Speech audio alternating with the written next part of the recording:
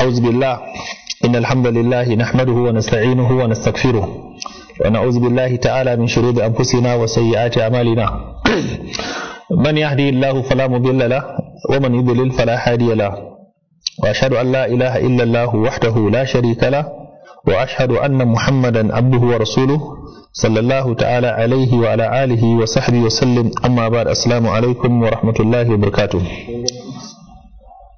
muna gode ma Allah madaukakin sarki da ya hada mu a yau 15 ga watan Jumada akhir hijiran Annabi Muhammad sallallahu alaihi wasallam 1442 wanda ya daidai da lissafi na yan kalanda 30 ga watan January 2021. A yanzu nan maganar da nake muna gidan Alhaji Muhammad Bello Ibrahim a nan cikin Lafkam sakamakon munasaba da aka samu na auren yarsa malama Hafsa Muhammad Bello da mijinta Abdurrashid Inuwa. A daidai wannan lokaci muna tattaunawa ne tare da yan uwa dangane da abin da ya shafi waliman wannan aure, tare da fatan duk wanda Allah ya sa ya ji wannan karatu abin da ake bukata ya sa addu'a na alkhairi, kuma duk wanda yake da lalura Allah ya bashi lafiya. Muna roƙo Allah ya sa albarka a cikin wannan biki, kuma mu ma Allah ya ba mu ladan abin da muka yi. Daga cikin abubuwan da muke so mu karasa na tattaunawa shine akan abin da ya shafi at-tibbul badil, ma'ana abin da ya shafi itatuwa da magunguna waɗanda suka shafi waɗanda suke alaka da cututtukan da yake damun mu na jiya da yau. Amma kar mu mance Malam Abu Marwan al-Andalus na farko ya magana akan amradul qula wal qabd, ciwon hanta da koda, yace suna alaka da irin wasu sinadaran abinci da muke ci. Sai rigakafi akan cuta na uric acid da gout, dole sai ya guji abubuwan da suka shafi protein, misalin yawancin nama, yawancin kifi, yawan shan madara da nono, duka waɗannan ana bukata mutum ya guje su. Amma yanzu maganin da ake shine mutum ya kamu da waɗannan ciwo, menene alamarsa? Wannan malami mai littafin Nabatatu Tibbiya Zakaratha al-Kutub as-Samawiyya Dr. Muzaffar Ahmad ya kawo wasu itatuwa guda uku da yace tabbas amfani da su suna warkar da mutum ga cuta na uric acid. Bayan uric acid kuma yayi magana akan cuta wanda ake ce mata arthritis. Wannan malami yayi dogon bayani a cikin shafi na 45 dangane da abin da ya shafi fawaid li awraq manjo. Ya kawo bayani akan fa'idodi na ganye na mangoro. Yace duk mutumin da yake fama da ciwo guda uku a jikinsa, ganyen mangoro zai iya warkar da shi. Na farko arthritis, na biyu uric acid, na uku gout. Waɗannan cututtuka ne gaba ɗaya da suke alaka da cutar da suke bin jini. Ganyen mangoro yana da manyan sinadarai guda uku a jiki, wanda sinadarin suna taimakawa wajen faɗa da ƙwayoyin cututtukan da suke cikin jini. Musamman ma daga cikin abin da ake ga tasirin ganyen mangoro shine in mutum yana da matsala na cuta wanda ya shafi ƙashi, ko da buguwa ne ko karaya, ya tafasa guda 14 ya yi wanka da shi, kafin ya yi wanka kuma ya tafasa guda 7 da ruwa lita 1 ya sha da safe da rana da yamma, sannan kuma ya tafasa guda 14 da ruwa ya yi wanka. Aka ce ko da buguwa ne da karaya, in yana masa tashi zai samu sauki da izinin Allah. Na biyu kuma an yi magana dangane da abin da ya shafi mutumin da yake fama da arthritis ko gout. Shi ma aka ce zai iya amfani da ganyen mangoro guda 14 ya tafasa da ruwa lita 3 ya bashi ya kwana. Zai sha shi da safe kafin ya karya, sai awa 1 ya ci abinci. Zai sha shi da rana kuma zai sha shi da yamma. Haka nan mutumin da yake fama da cuta na asma ko da pneumonia ce, asman ko da ya kai gaba iya awa 1 sai da inhaler. In aka tafasa ganyen mangoro guda 7, aka samu ruwa lita 1.5, aka tafasa ya kwana da safe ya sha, karya sai bayan awa 1 ya sha da safe da rana da yamma, yana da tasiri sosai da sosai da izinin Allah. Sannan mutumin da ya samu abu guda 2, ya samu apple kaman guda 1 shine tuffa, ya yanka shi gida 4, ya samu ruwa lita 1, ya sa lemon tsami a ciki, sai kuma ya kawo apple tafannuwa, ya kawo asalin habba sala guda 3, ya jika shi, ya bar shi sun daga awa karfe 6 na safe na dare zuwa karfe 6 na yamma. Ana so ya sha kofi 1 da safe, kofi 1 da rana, kofi 1 da yamma. In ya gama shanye shi a wannan rana, da daddare ma sai sake jika gobe ya dora akai. Wannan duk mutumin da yake fama da ciwo na uric acid da kuma ciwo na gout ana samun sauki da izinin Allah. Sannan na gaba an yi bincike an gano cewa amfani da wannan magani kansa yana maganin cutar uric acid kuma yana maganin gout. Hatta mutumin da yake fama da diabetes ma in yana shan sa yana magani, shine qaltufa. Qaltufa hadisi ya inganta annabi Muhammad sallallahu alaihi wasallama yace na hore ku da amfani, ko kuma wani ruwaya hadisi annabi yace Allah ya albarka wa miyar da aka yi da khallu. Ma'anan khallu shine jika wani abu wanda zai bada sinadari mai tsami kamar irin su qaltufa. Wannan ya tabbata cikin hadisi na annabi sallallahu alaihi wasallama yayi magana akan qaltufa. To sai wasu malamai suna ganin cewa khallu da annabi ya magana akai kamar na dabino. Suka ce za a iya samun dabino, mutum ya wanke dabino kamar akalla a samu dabino kimanin kamar kilo guda. In mutum bai san kilo guda ba shine a samu karamin kwano irin na Kano a cika shi. Idan aka cika shi sai a bude shi a wanke. In akwai kwari a cire kwari, in babu kwari kuma sai a samu ruwa kamar lita 10 sai a jika shi. In aka jika shi ana so a samu kyalle a rufe bakin roban, kamar misali a samu kamar 25 lita ko 20 lita sai a zuba lita 10 ruwa, lita 10 sai a zuba wannan dabino sai a rufe bakin da tsumma.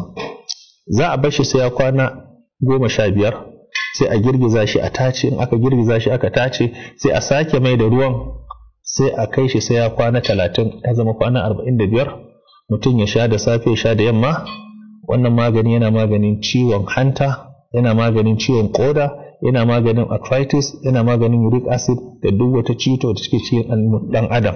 Na biyu kuma yana maganin cuta wadda aka kasa ganewa, shine kamar masu cuta na sihir ko wani aljini ya sanya cuta a jikin mutum matukar an karanta alkur'ani.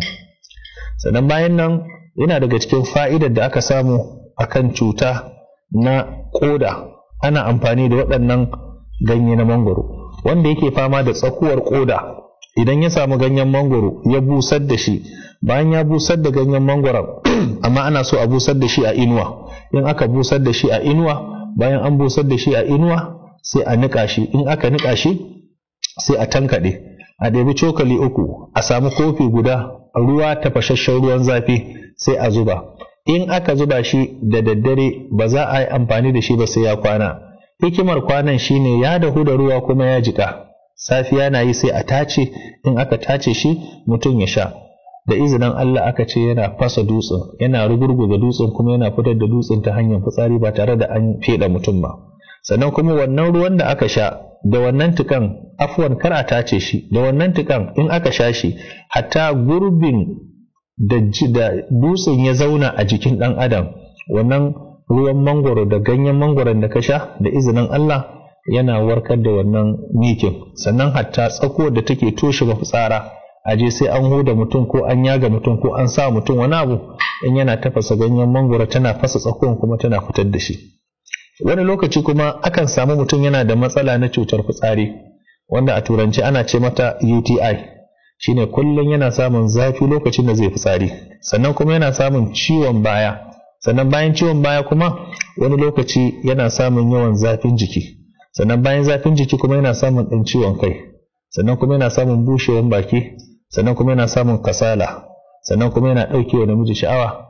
Wannan cuta ne na udwi, ana ce mata UTI, urinary tract infection. Wannan ciwo hanyoyi guda 3 ake bi wajen magancewa. Hanya ta farko, ganyen gwanda kadai ana tafasa shi ana shan sa yana magani. Amma ganyen gwanda inda hali a samu ganye guda ɗaya a samu ruwa lita 4. In yana da girma da yawa lita 6 babu laifi. In aka tafasa shi ana so a sha shi da safe, a sha shi da rana, a sha shi da yamma. To duk wani matsalar da ya shafi mafitsara ko da ya kai ga prostate enlargement ne, wanda ya kai ga fitsari yana yawa wa ɗa namiji, to wannan ana samun sauki. To sai dai wasu suna ganin cewa mutumin da yake da prostate enlargement ko mutumin da yake da matsala na prostate cancer dole sai ya kiyaye wasu abubuwa kamar haka. Na farko, duk mutumin da yake da prostate enlargement ko prostate cancer, na farko in yana so ya samu sauki dole sai ya kiyaye dukkan cin wasu abubuwa masu maiko kamar haka. Na farko, zai guji cin abin da ya shafi kifi, zai guji cin abin da ya shafi nama, zai guji cin abin da ya shafi suga, zai guji shan abin da ya shafi irin abubuwa su kofi da makamantansu. Zai iya shan kofi. To waɗannan abubuwa na maiko aka ce zai rabu da su. Daga cikin abubuwan da ake so kuma mai prostate ya yawaita ci shine, na farko ana so babu laifi zai dinga amfani da man riɗi yana yawan samun kantu. Mutumin da yake fama da prostate yana cin kantu yana da kyau. Sannan kuma na biyu yawan amfani da tumatir, na biyu uku kuma yawan amfani da fiya, sannan da cin sauran ganyayyaki yana taimaka masa sosai da sosai. Sannan mutumin da yake da prostate enlargement ana so ya dinga yawan shan green tea. Bayan shan green tea kuma ana so ya dinga yawan samun abin nan na tsamiya, yana dafa tsamiya da tafannuwa yana sha, yana da tasiri sosai da sosai. Ko da yake wasu daga cikin magabata akan waɗannan littattafai suna ganin mutumin da yake fama da UTI da prostate enlargement inda zai haɗa waɗannan magunguna guda 6 zai iya samun waraka da izinin Allah. Na farko suka ce zai iya samun asalin ɓawon kankana. Na biyu suka ce zai iya samun tsamiya. Na uku suka ce zai iya samun tafannuwa. Na 4 suka ce zai iya samun lemon tsami. Na 5 suka ce zai iya samun tuffa. Na 6 suka ce zai iya samun asalin kankana amma ɓawonsa. Su zai hada da ruwa lita 2 ya dafa su, baya bukatar zuma ko suga. Wannan ma aka ce da izinin Allah in mutum yana shansa zai samu sauki akan wannan ciwo na prostate da izinin Allah. To sai mutumin da yake fama da matsalar koda ko matsala ta hanta. Shi mutumin da yake fama da hepatitis B, in mace ce tana da ciki ba za ta yi amfani da wannan maganin ba, domin 'ya'yan gwanda yana da tasiri, yana da ƙarfi, domin yana decreasing na fertility, mana yana hana aihuwa. Yanzu idan namiji akwai adadin 'ya'yan gwandan da in ɗa namiji ya ci, a ran da ya ci a wannan ranan maniyinsa ba zai iya samun sinadarin da zai ba mace ciki ba. Mace kuma in ta ci 'ya'yan gwanda ya kai wannan adadi, cikin da in ya kai wata 6 yana iya lalata ciki. Shi yasa aka ce to babu sinadari mai ƙarfi akan cutar hanta da ƙoda kamar 'ya'yan gwanda. Inda hali a sami 'ya'yan gwanda, a wanke shi da gishiri, a busar da shi a inuwa, a niƙa shi, kullum a ɗauki babban cokali a sa tafashashen ruwan zafi a sha. In an sha kar a ci abinci sai bayan awa 1. A sha da safe, a sha da yamma. Yana maganin ciwon hanta, yana maganin ciwon ƙoda, kuma cutar ulcer ko da mutum yana aman jini 'ya'yan gwanda yana yi, sai dai ana so mutum ya kiyaye saboda matsala na aihuwa ko mace kuma ya zubar mata da ciki. Sannan bayan nan mutumin da yake tafasa ganyen gwanda kadai yana sha, ko da yana da kumburin hanta, ko da yana da kitse akan hanta, ko da yana da kitse akan zuciyarsa, tafasa ganyen gwanda yana magani sosai da izinin Allah. Daga cikin bincike da malamai suka yi suka ce ganyen gwanda yana da tasiri akan cuta na zuciya. Akwai mutumin da yake kamuwa da cutar zuciya sakamakon zuciyar ta kumbura ko zuciyar ta yi rami ko kitse ya hau kan zuciyar, yana haifar masa da cututtuka kamar haka. Wanda zuciyarsa ta samu matsala, ya samu kamu da ciwon zuciya, zai dinga jin zafin kirji, yana yawan tari, a dinga cewa ulcer. Ba ulcer bane. Wanda zuciyarsa ta sami kitse zai dinga samun haki, zai dinga samun zafin kirji, zai dinga samun gumi, zai dinga samun ciwon kai, zai dinga samun mutuwan jiki. Duk waɗannan cututtuka an yi ittifaqi tafasa ganyen gwanda a sha da safe da rana yana warkarwa da izinin Allah. Sai wani abu da aka yi magana akan ganyen gwanda, aka ce da mutum zai samu ganyen gwanda guda 1, ya samu pure water guda 2, ya samu blender, bayan an wanke ganyen gwandan a yi blending ya zama an yi juice ɗin ganyen, a tace shi. Da safe ka ɗauki cokali 3 kafin ka karya ka sha, kar ka ci abinci sai bayan awa 1. Da rana kafin ka ci abinci ka sha cokali 3. Da yamma kafin ka ci abinci, kafin ka kwanta ka sha cokali 3, babban cokali. Aka ce duk wata cuta da take jikin ɗan adam, tun daga ciwon hawan jini, tun daga ciwon suga, tun daga ciwon hanta, tun daga ciwon koda, tun daga prostate enlargement, hatta aka ce viral infection, matsalar sanyi, matsalar asma, matsalar pneumonia, matsalar ƙaiƙayin ido, ƙaiƙayin kunne na alaji, ana shansa wannan da izinin Allah a tsakanin sati 2 zuwa wata guda. Duk cutar da take jikin mutum ana samun sauki da izinin Allah. Sai dai wannan malami daga cikin ƙarin bayani da haske da yayi, yace wannan magani yusa'idu sighar bi sur'atil asnan wa tahsinu sihhatihim, yana taimaka ma ƙananan yara wajen sama musu saukin fitar da haƙori ba tare da kashin haƙori da lafiya da wahala ba, kuma yana ƙara ma yara lafiya. Ma'ana yana boosting na immunity ɗin ɗan adam da yara kenan. Shine idan aka cire wannan ganyen gwandan aka mayar da shi ya zama juice, sai a ɗauki babban cokali 1 a ba ma yaro ya sha da safe, ya sha da rana, ya sha da yamma. An gano mutumin da yake fama da ulcer, ko da ulcer ta kai ga yana aman jini, in har zai sami asalin ganyen gwanda, zai samu asalin gwanda, asalin ita fruit din, ma'ana 'ya'yan kenan, ba 'ya'yan ba, fruit din, a wanke shi, a yanka shi kamar irin yankan naira 100 na Najeriya. In a Nijar ne kuma kamar irin dala 20, sai a samu madara na ruwa, madaran kuma inda hali a samu wanda yake low fat, sai a zuba shi a yi blending. In aka yi blending, mace ta sha da safe kan ta karya, ta sha da rana, ta sha da yamma, duk ulcer da yake damunta da izinin Allah za ta samu lafiya. Wannan malami an masa tambaya dangane da matsalolin cututtukan mu, yace daga cikin cututtukan da yafi addaban mu shine rashin daidaituwar abinci. Duk mutumin da bai daidaita abincinsa ba zai lafiya ba. Shi yasa aka yarda cewa mu 'yan bariki ko 'yan birni wahalar da muke samu shine muna aran abincin da ba abincinmu ba, sannan kuma mukan ɗauki abin da bai zai amfani ba a matsayin abinci. Daga cikin misali da aka buga misali da wasu daga cikin 'yan ƙauye, aka ce akwai ɓangaren 'yan ƙauyen da suke da lafiya kuma lafiyar suke amfanansu. Daga ciki aka ce sun yadda da itatuwa da ganyen da yake kusa da su a matsayin abinci, domin ɗan ƙauye ya yadda ya ci rama, ya yadda ya ci zogale. Sannan kuma daga cikin binciken da aka yi ma, aka ce duk mutumin da yake cin tuwon datsa, tuwo kar a sirfa geron, kar a sirfa dawan, a datsa shi haka, kuma abincin kar a sa sinadari mai ɗanɗano, amma duk wasu kayan da ya kamata su nama, su kifi, su wane ne a sa, suka ce to wannan mutumin lafiyarsa sai ya fi kowa. Na farko aka ce ba za ka same shi da hawan jini ba, ba za ka same shi da wasu cututtuka ba. Aka ce abinci, natural abinci ta gida yana da amfani a jiki sama da abincin bariki. To ya za ka gane cewa mu abincinmu shine matsalar mu? Shine ka ga yadda muke cin shinkafar, ana gama ci za a ɗauki ruwa mai sanyi ko a ɗauki lemo mai sanyi a sha. Waɗanda aka ce duka ba wai laifi ba ne, amma dai ya zama kana da tsari. Yanzu da safe kana so ka yi wa kanka rigakafi ka yi lafiya, aka ce na farko kana da wata cuta, kana ga kamar kansa, kamar mata masu cutar kansa nono, an ba su zaɓi akan abu guda uku. Aka ce na farko ta rabu da nama, ta rabu da kifi, ta rabu da maiko, ta rabu da zaƙi, ta kiyaye itatuwa guda biyu. Yau ta tafasa ganyen gwanda, ta sha da safe, ta sha da rana, ta sha da yamma. Gobe kuma ta tafasa asalin ganyen gwaiba shi kadai guda 14, ta sha shi da safe, ta sha shi da yamma. Aka ce in ta yi sati 2 tana shan ganyen gwaiba, sai kuma ta yi sati 2 tana shan ganyen gwanda. Sannan nonon da yake da ciwon, a daka ganyen gwandan a shafe shi da izinin Allah, ita ma wannan za ta samu sauki, za ta samu tasiri da izinin Allah. Sannan yana daga cikin binciken da malaman likitocin addini suka yi, suka ce duk mutumin da ya haɗa waɗannan itatuwa, to da izinin Allah duk ciwon da yake jikinsa, in bayyananne ne in ɓoye ne ma Allah yana bayyana shi. Akwai ciwon da ya bayyana, an san wane ga irin ciwon da yake damunsa, amma ana ta wahalar magani ba a samu sauki ba.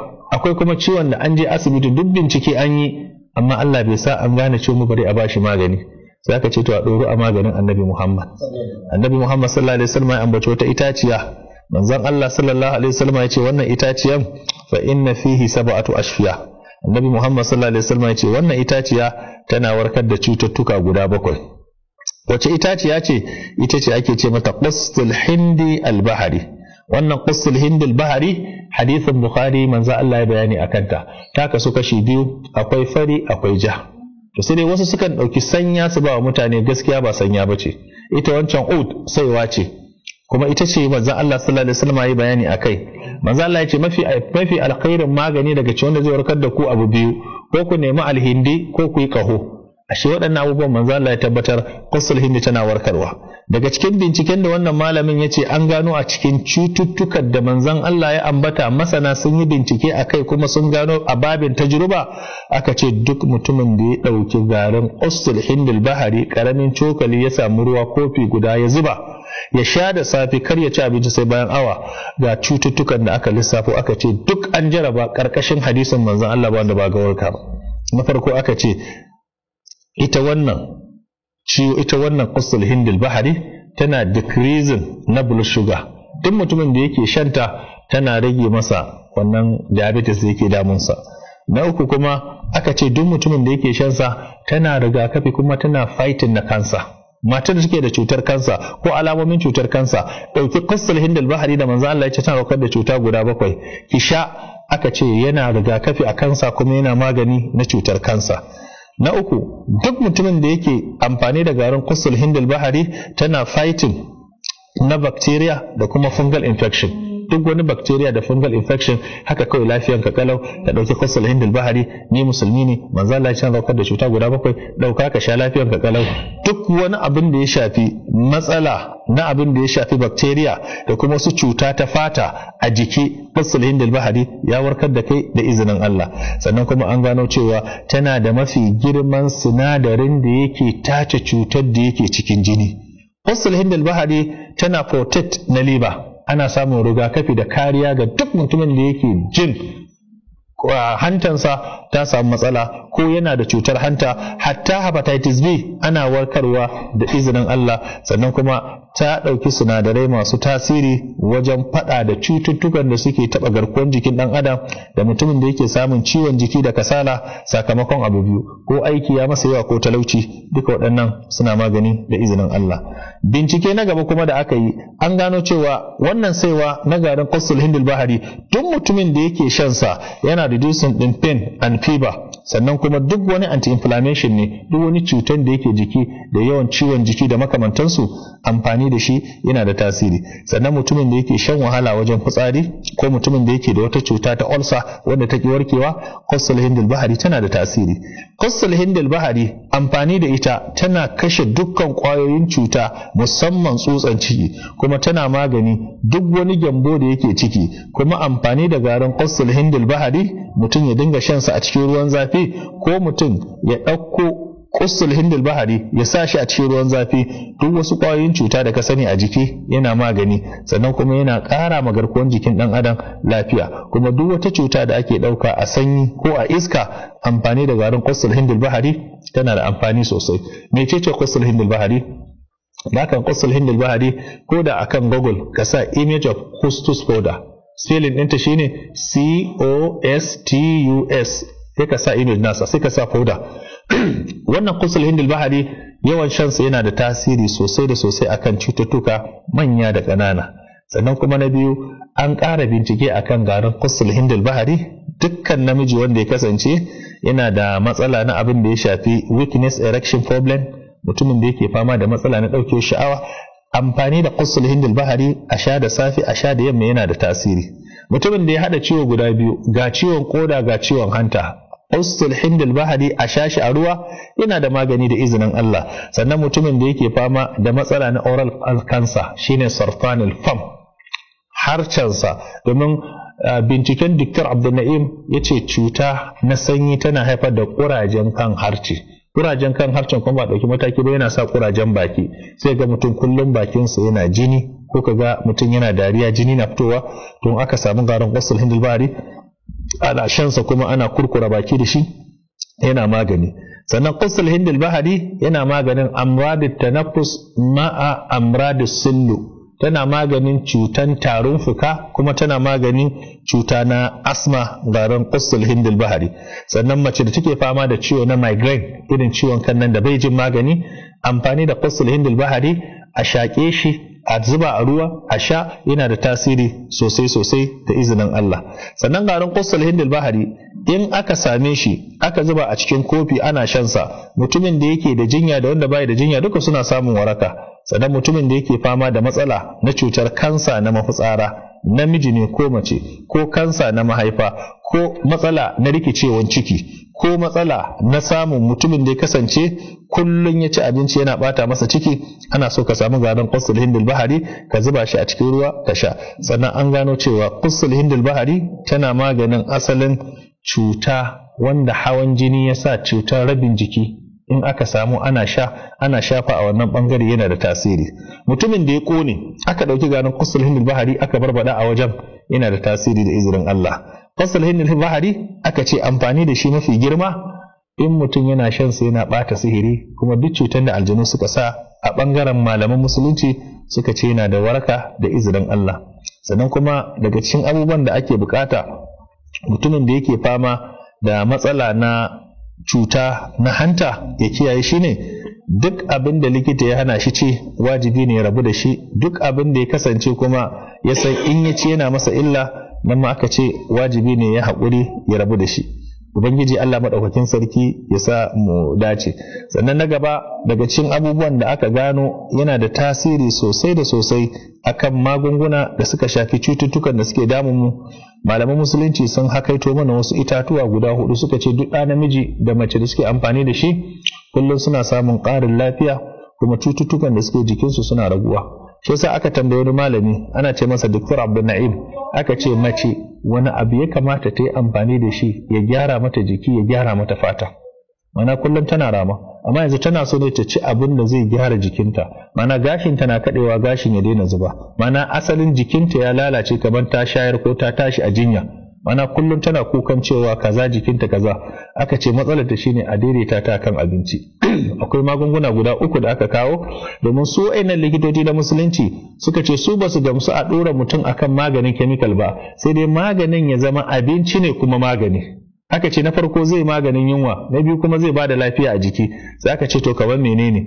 Aka ce duk matan da take so miji yana so ya ga matarsa ta yi kyau ta dawo kamar 'yar shekara 10, to ya dauki nauyin kullum zai saya mata apple guda 4 so 3. A saya mata guda 4 ta ci da safe kafin ta karya.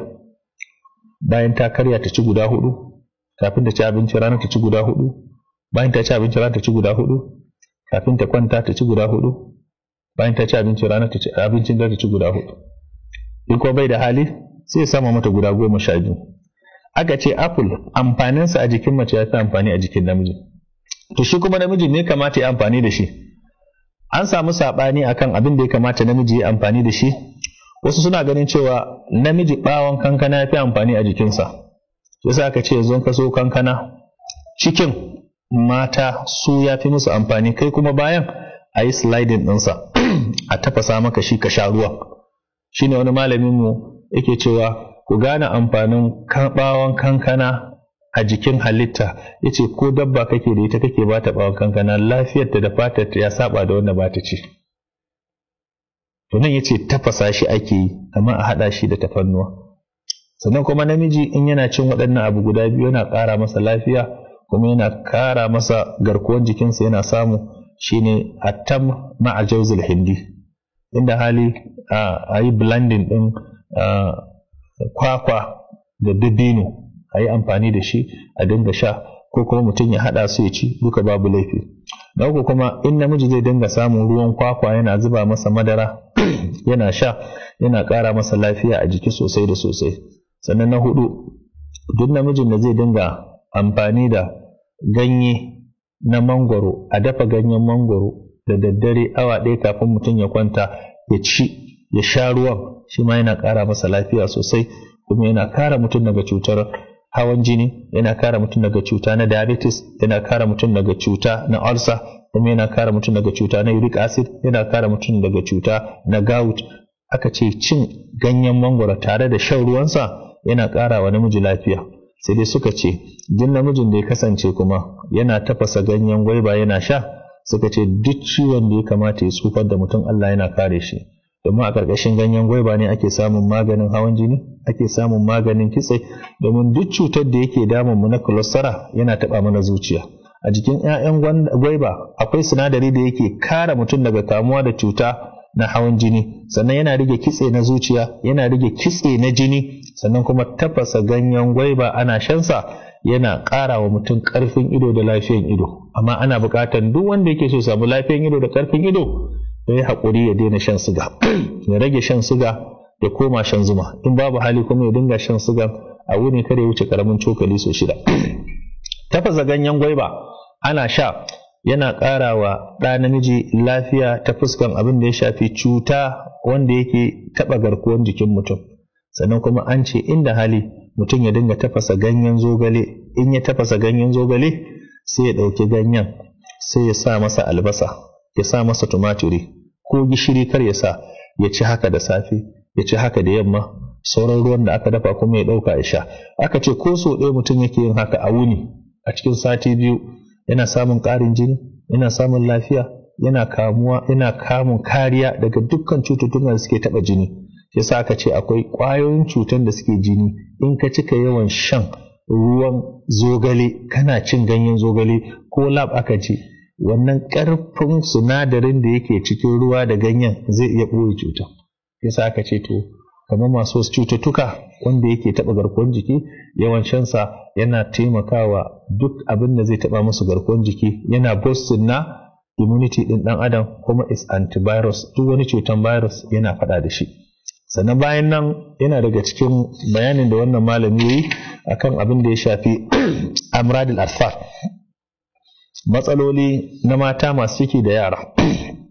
Yana daga cikin bincike na kusa-kusa da aka yi, duk matan da take da ciki in ana tafasa mata ganyen mangoro guda 14 tana sha, yana taimaka mata akan abu guda 4.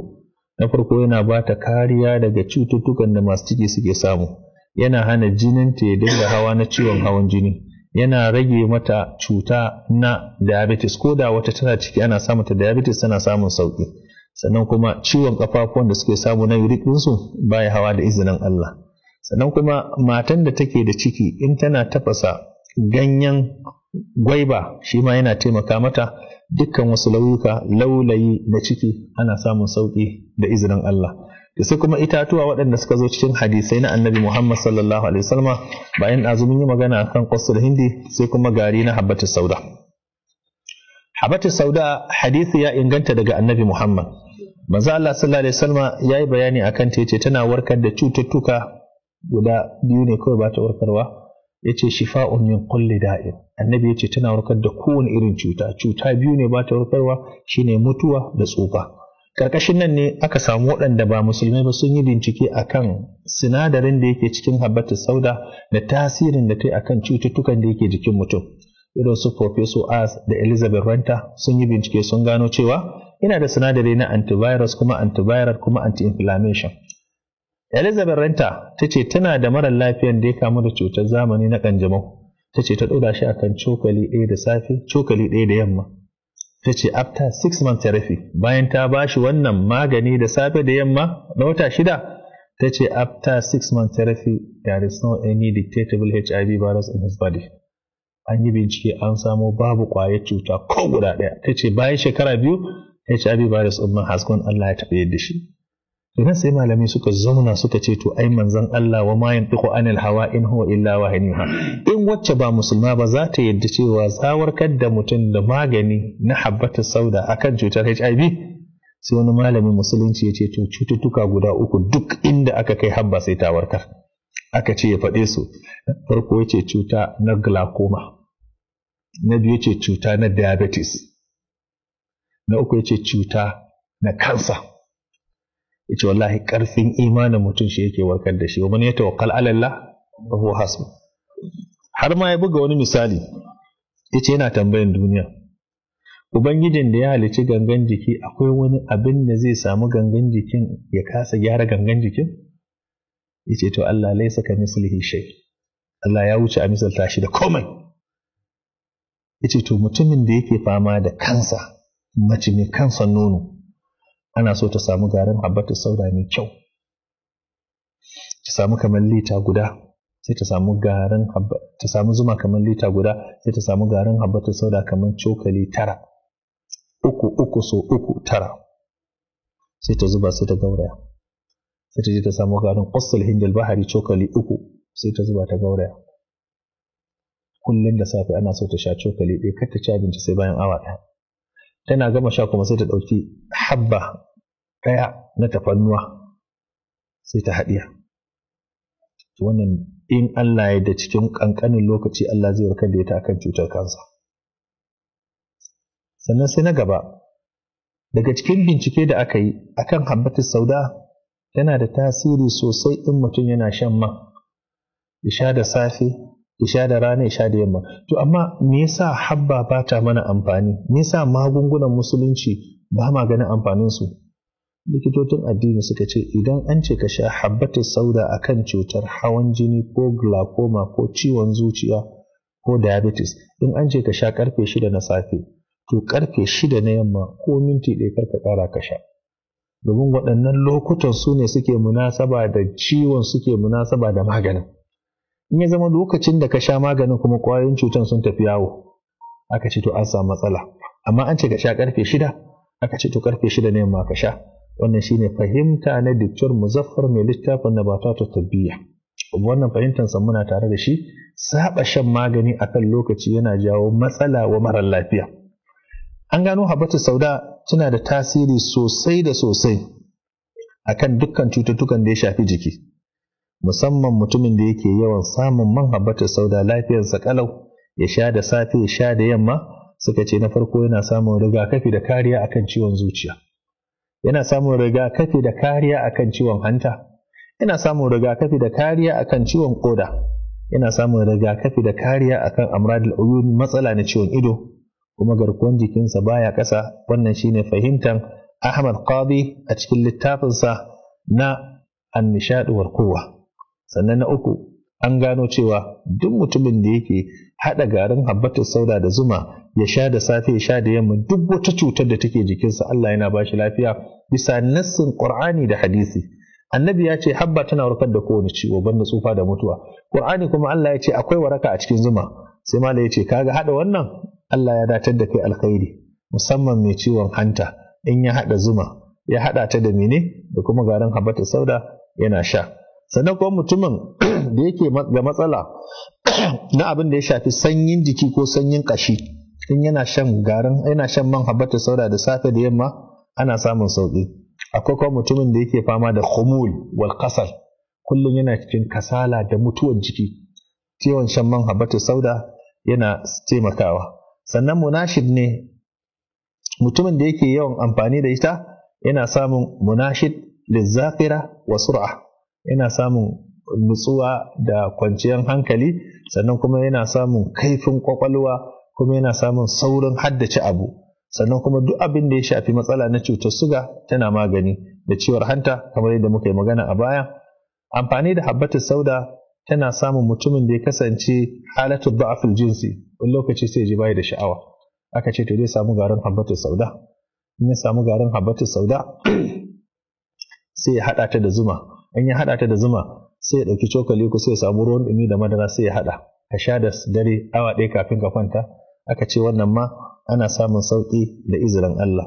Sai matar da ba ta haihuwa, ita kuma ya ja mata sakamakon ciwon sanyi, aka ce to abin da za ta yi shine habba za ta dinga samu, tana haɗa shi da garin usul hindi, ta sha da safe ta sha da yamma. Na gani lokaci yayi ko? A cikin ruwa zafi za ta sha. Na gani lokacin yayi ko? Abinda muka faɗa daidai Allah ya ba mu lada. To bismillah, masu Facebook sun yi tambaya ko? To alhamdulillah. Na'am.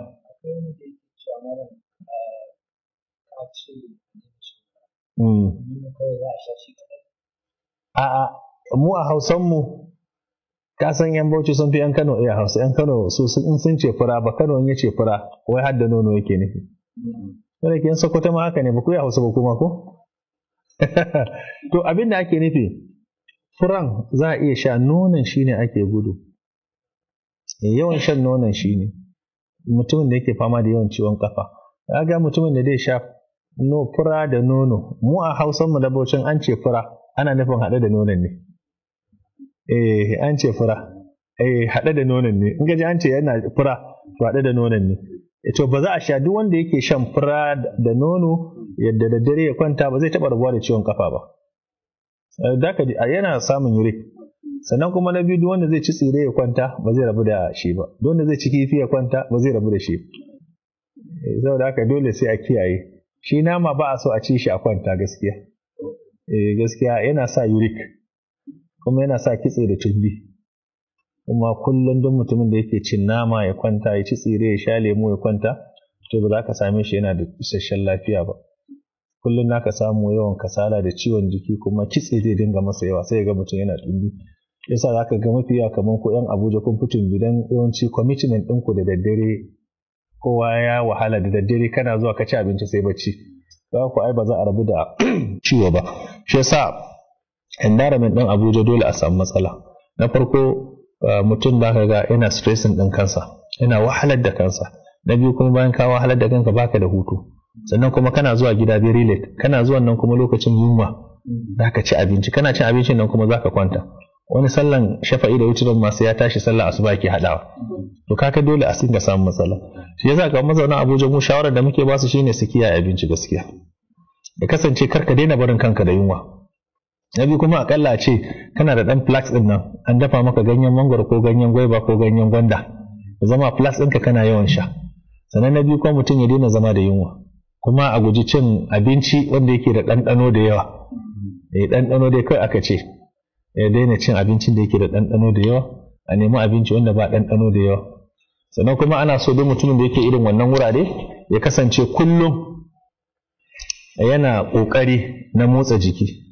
Yawan motsa jiki yana da muhimmanci. Yasa aka ga mutum ya ce yana samun matsala na ɗaukewar sha'awa, dole mutum ya samu ɗaukewar sha'awa mana. Ka wahalar da kanka kuma ka zo ka kwanta, me za ka samu? Babu, dole wahala ya yawa. Shi yasa waɗanda ba su yawo, shi yasa mata da ba su zuwa ko ina su ci su kwanta, bukatar su yafi na mazan. In yau aka ce matan su fara fita mazan su zauna, sai bukatar mazan yafi na mata. Ai wahala ne, ko ba ka ba? Saboda haka Allah ka mana mafita. Idan kuma na'am. Sai kuma wannan ta ce malam ta kai shekara 13 tana fama da tari. Na'am. A ce maka mata da maganin tari. Na farko ta je asibiti idan ba tuberculosis, ba asma, ba pneumonia. In akwai TB maganinsa daban, ta dage da shan qasul hindul bahari, kuma ta je asibiti suna ba da magani kyauta. In akwai pneumonia da asma, ganyen mangoro kaɗai ya ishe ta da ikon Allah, guda 14 da ruwa lita 3 za ta warke in Allah yarda. Na'am. Sai kuma wannan shi kuma ya ce yana fama da ciwon baya a lokaci da kuma tare da ciwon ciki. Yana da ulcer kuma yana da UTI. Ciwon sanyin mara yana haifar da ciwon baya, kuma a bincike shi in ba faɗuwa yi ba, in ba asalin disc ɗin ne ɗan buɗe ba, to ciwon sanyi yana haifarwa. Ciwon sanyi yana sa yawan fitsari akai-akai, da zafin fitan fitsari, da ƙaiƙayin dubura, da ciwon gaɓoɓi, da ƙaiƙayin ido, da mutuwan jiki. Ulcer ma yana sa ciwon baya. To idan akwai na UTI ne, sai dinga tafasa ganyen gwanda yana sha, ko kuma kaltufa. In kuma na ulcer ne, ya samu asalin gwandan ba 'ya'yan ba, nika shi da madara ya sha da safe, sha da yamma. Kan tufa a cikin ruwan zafi zai sa. Sannan mai diabetes kuma da zai haƙuri ya tafasa ganyen gwanda kawai sha. Ganyen gwanda guda ɗaya da garahunu, ban san sunan garahunu a Abuja ba. To garahunu, aka samu garahunu aka sa kaɗan da ganyen gwanda aka tafasa da ruwa lita 4. Insha Allah ta'ala a sati 2 zuwa sati 3 ake samun waraka akan cutar diabetes, ko ya kai nawa da ikon Allah, kuma ya bi ka'idar likita. Kuma 'ya'yan garahunu da mutane da su gane, ka sami 'ya'yan garahunu ka soya shi ka nika ya zama Nescafe ɗinka, yana maganin diabetes, yana maganin hawan jini, yana maganin ciwon zuciya, yana taimakawa garkuwar jikin ɗan adam. Lafiyan ka kalau kana sha, zaka ji ka kaman doki ɗan shekara kaɗan. Allah ya sa mu dace. Na'am. Wannan kuma ita ta ce mai prostate enlargement zai rika amfani da tumatir. Ya zai amfani da shi? Tumatirin abin da aka ce shine na farko zai iya matsa ruwan tumatirin. Yana shan ruwan tumatirin. Wai ba fa ma taimakawa yake. Ana so ya dinga cin 'ya'yan itatuwa.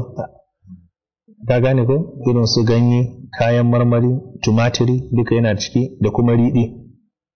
So tumatirin zai iya ko ya haɗa shi cikin ganye, ko ya haɗa shi cikin kabeji, ko kuma ya matsa ruwan ya dinga shan ruwan. Ana shan ruwan tumatiri.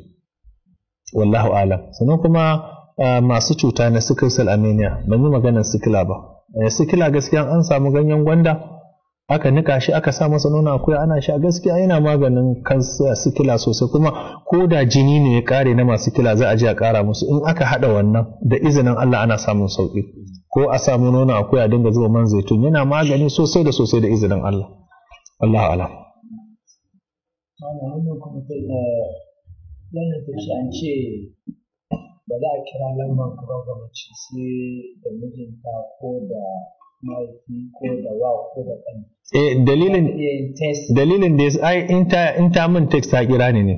Dalilin da ya sa cin muna makaranta malamai suka ba mu shawara, suka ce hulɗa na jama'a dole sai ka bi ka'ida ta shari'a. Mace ba za ta kira ba mijinta ya kira, in ba ta da miji babanta, in ba ta da babawa, in ba ta da wa ƙani, in ba ta da ƙani kuma waliyul amr nata mai anguwansu. Domin in an bi haka za a bi ka'ida ta shari'a, kuma an tsare musu mutunci, kuma an tsare wa addini mutunci. Su ma su yi haƙuri. Ina jin zagin da ake mu akan bani ɗaukan waya na mata. In da na ga numban mace ya gwada min ko latin ɗin ko ya ringin ba zan ɗauka ba. To dan an bi wannan ka'idan an fi samun sauki insha Allah ta'ala.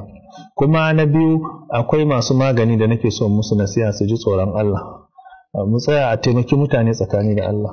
Taimakon mutane shine abin da yake gaban su. Maganin an ce magani mai kaza, na san cikin kasuwanni akwai wasu a cikin Kano da kasuwan Kurmi, ina jin ƙananan maganganu suke yana shiga kunne na, amma ni su yi magana a gabana, ina jin maganganu suke faɗa. In sun an faɗi magani kaza mai inganci a yi amfani, in baka da shi ka ji tsoron Allah. In na yi maganar qassul hindal bahari sai su ɗauki sanya su ba wa mutum. Amma na san akwai mutanen da na aminta da su a cikin kasuwan koyi na kan ce aje wajen wani aje, kuma aje a tambaye su. Akwai wanda na taɓa tura aje shagonsa na ce a bani wani abu. Dukan tunanin da muke a gudu tare a tsira tare. Amma kar mutum ya amfani da sunana ko da audio na ya cuci mara lafiya. Ni haka tsakaninsa da Allah. In an ce a bada magani kaza, in kana da shi ka bayar, in baka da shi ka ce bani da shi, ba shi zai kara ma arziki ba, shi zai talauta ka ba. Allah ya samu dace. Na'am. Sai wasu daga kasashen waje da nan gida da suke ta fatan alkhairi da addu'a lafiya da rahama da sauransu. Amin, mun gode. Sannan na biyu muna addu'a wannan waliman aure, muna addu'a uban wannan yarinya Allah ya saka masa da alkhairi, Allah ya bashi ladan tarbiyya da yayi da kuma aurar da ita. Ya tabbata cikin hadisi Annabi Muhammad sallallahu alaihi wasallam ya ce duk wanda ya haifi ƴan mata guda uku ya tarbiyantar da su ya aurar da su bai da makoma sai gidan aljanna. To muna masa addu'a sauran yaran ma ubangiji Allah ya ba su mazaje na gari. Sannan kuma na biyu waɗanda ba su yi ba Allah ya ba su mazaje na gari. Sannan ga na kusa da hannun dama na wafin da shi ma yana buƙatar addu'an aure. Daji Bello a sa shi a cikin addu'a. Kafin ga yana so zai aure amma shi Kamaru yake so ya je. Kamaru ya ce za a kai shi. A'a.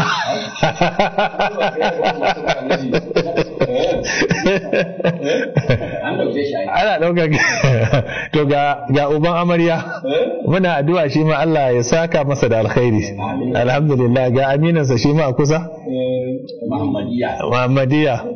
Sannan kuma ga dan uwa ga kanan baban amarya shi ma muna masa addu'a Allah ya saka musu da alkhairi.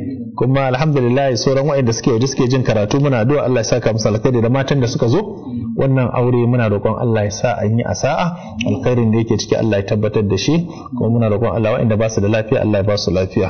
Muna addu'a kuma dukkan waɗanda suke da matsaloli a cikin mu Allah ya yi musu. Muna addu'a kuma ubangiji Allah madaukakin sarki ya san bukatun mu da damuwan mu. Ubangiji Allah muna roƙonka Allah ka kawo mana mafita. Akwai ƴan uwa da ba su da lafiya a ko ina, muna roƙon Allah ya ba su lafiya. Allah ya ba su lafiya, Allah ya ba su lafiya. Shugabanninmu Allah ya ba su adalci da tausayi. ‘Yan uwanmu na Maiduguri da suke cikin jarabawa da mutane na sauransu Katsina da duk Zamfara da duk inda musulmi ke cikin kunci, muna roƙon Allah maɗaukakin sarki Allah ya kawo musu zaman lafiya. Akwai ɗan uwa Malam Umar Dukko a cikin Yamai, shi ma muna masa addu'a, yana da kokari, Allah ya saka masa alkhairi. Subhana rabbika rabbil izzati amma yasifun wa salamun alal mursalin. Rabbana zalamna anfusana fa in lam taghfir lana wa tarhamna lanakunanna minal khasirin. Subhana rabbika rabbil izzati amma yasifun wa salamun alal mursalin. Alhamdulillahi rabbil alamin.